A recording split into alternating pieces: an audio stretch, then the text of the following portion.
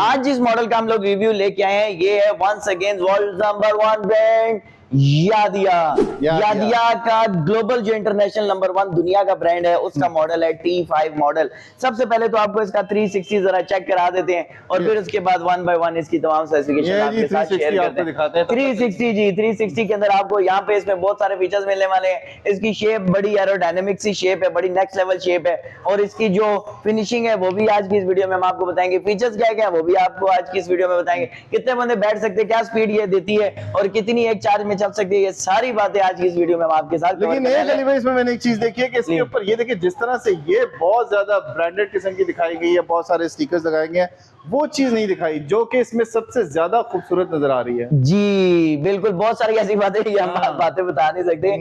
और ये बात है कि जो यादिया है, यादिया के जो जितने भी मॉडल्स आपको नजर आएंगे वो बड़े सोफिस्टिकेटेड से, बड़े डिसेंट से, और यादिया का सिर्फ उसके ऊपर उसका अपना लोगो नजर आएगा और दुनिया की कोई चीज लिखी पड़ी नजर नहीं आएगी या उसका मॉडल नेम आपको ज्यादा से ज्यादा नजर आने वाला।